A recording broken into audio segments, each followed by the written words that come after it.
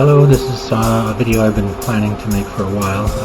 I keep putting it off because I kind of think it's kind of silly, but it's also fun too. And I thought we'd take a look at my rather insignificant Batman action figure collection. And I have 6 in total, but that doesn't count the many that I've had over the years as a child and as a grown man. And before you can go ahead and laugh at me for being a grown man playing with action figures, but here we go. What I like most about collecting Batman figures, or at least what I look for, is different interpretations of the basic form of the character. You know, and that's why I don't go in for like Pirate Batman or Ninja Batman or anything like that. I just like different interpretations of the basic form. And even though I didn't watch the cartoon too much, I did like how they were represented. Let me fix the focus here. Batman in the Batman cartoon. Plus that I had an opening theme music by The Edge was a plus. And I just liked how they changed up how he looked. But what I really like is that it has a cloth cape. I like cloth capes on figures. This is a figure from Batman. This is the basic Batman figure. Again, as you can see, it has the cloth cape. It does come with gadgets, which is what I was trying to avoid, but sometimes they don't sell the basic figures with the gadgets, without the gadgets. So as you can see, I do have a Dark Knight figure, and yeah, again, reiterate that Ali just enjoys the basic interpretations of the basic form of the Batman. I bought this at a Comic-Con a couple of years ago. I liked the look of the new Dark Knight costume, and couldn't find any that I liked. Then I saw this on sale for I think $8, so I just snapped it up. It's a rather tall figure. I think it's a 12-inch figure. I could be wrong. I never took it out of the box because I've read online that if you play with it too hard, the head actually pops off. But it's a nice figure, and I like the detail on it. It's a good figure to have.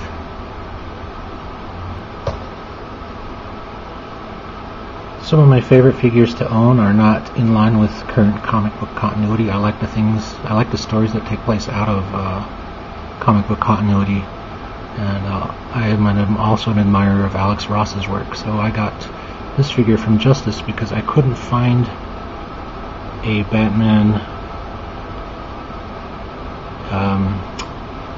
Alex Ross figure from his epic. I forget the name of it right now. Wow. The one about the apocalypse. I'm sure somebody will correct me. But I wanted one in the plain Batman garb, and not an armored Batman. And Alex Ross is known for adding a dimension of realism to his figures, and anything that is connected with Alex Ross's art is tops in my book. As I said, I'm a big fan of things that happen outside of the comic book continuity. This is a figure based on the comic series The New Frontier, as you can see there. And while I like this figure and I like the story it comes from, I really wish they had a pre-changed Batman figure. This is the one after he acquires, in the story he acquires a Robin, and he's toned down his look a lot. I wish they had one with the sharper costume, the longer ears. But all in all, a good figure, and again, I'm just a big fan of DC's The New Frontier, and especially the Batman of that figure. And the cartoon movie that was really good. So next I'm sure a lot of people will be sort of, maybe envious of, because I got one of the first print originals, still in a box, of the Dark Knight Returns action figure. Again, I'm a big fan of things that happen outside of comic book continuity, and I always liked the look of Frank Miller's depiction of Batman in that particular story. Comes with an interlocking base, but again, a nice figure. The box is slightly damaged because of how old it is, and it's one of my favorite ones.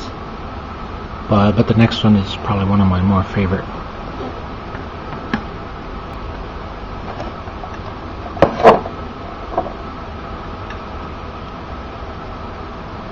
This one is from the Elseworlds line, and it took me a long time to find this one.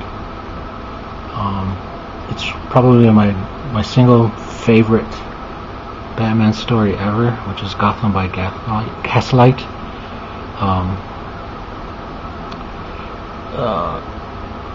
Drawn by the great Mike Mignola, who does Hellboy, and this is a figure based on it. And the biggest contention I have with people who encounter the story is that they automatically assume it's a steampunk Batman, which it's not. It's just a Batman using the technology of the time, which is the late 1880s, I believe.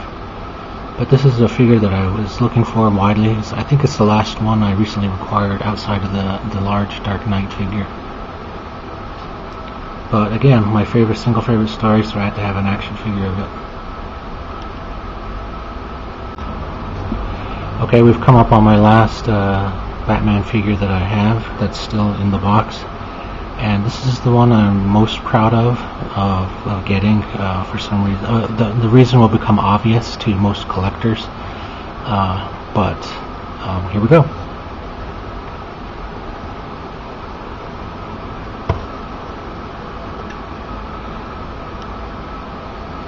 It's a DC Direct first appearance figure, and for a while DC Direct was putting out figures based on the very first appearance of such comic book characters as Superman, Wonder Woman, Captain Marvel, and the Flash, and the like. And one of the first ones, and early ones they did, was the first appearance of Batman.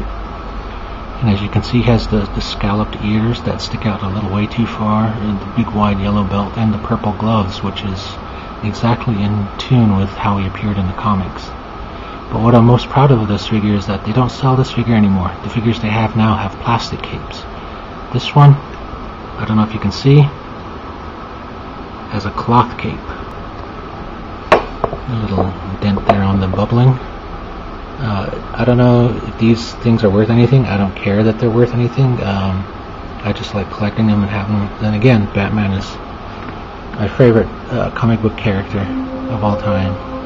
And so there you go. Here's a look at my limited Batman action figure collection.